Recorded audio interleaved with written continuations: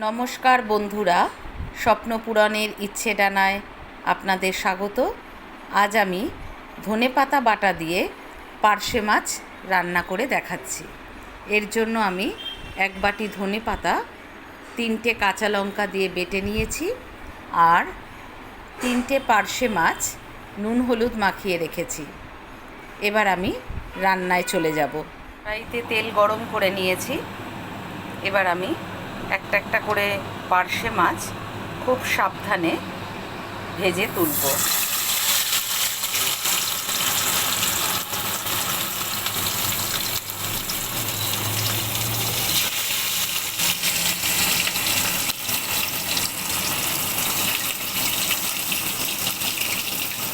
মাছ আমি ভেজে নিয়েছি। আমি এর আগেও একটা ভিডিওতে বলেছি, মাছ খুব কড়া করে ভাজলে মাছের মিষ্টত্বটা নষ্ট হয়ে যায়।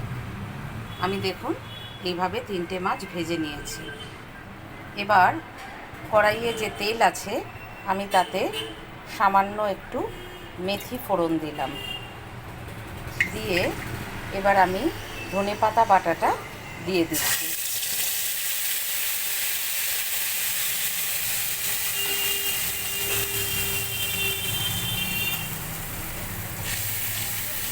ধনেপাতা বাটাটা দিয়ে আমি একটু কষিয়ে নেব। এর মধ্যে কিন্তু আমি হলুদ দেব না, হলুদ দিলে এই গ্রিন গ্রেভিটা কিন্তু নষ্ট হয়ে যাবে।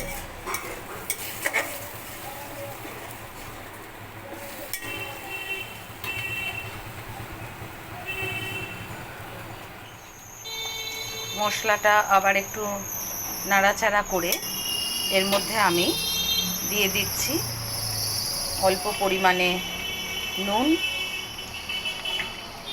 এবং সামান্য একটু চিনি। এটা দিয়ে মশলাটা আমি অল্প কিছুক্ষণ কষিয়ে নেব। তারপর মাছগুলো দিয়ে জল দিয়ে ঢাকা দিয়ে দেব।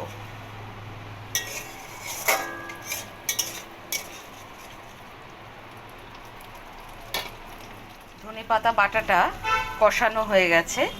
এবার আমি এর মধ্যে মাছগুলো দিয়ে দিচ্ছি।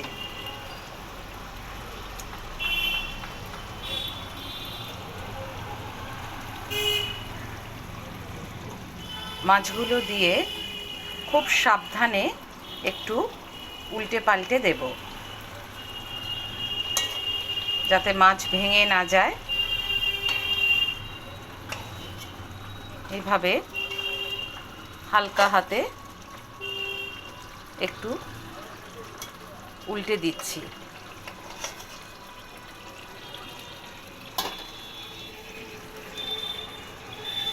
এবার আমি এর মধ্যে জল দিয়ে দিচ্ছি।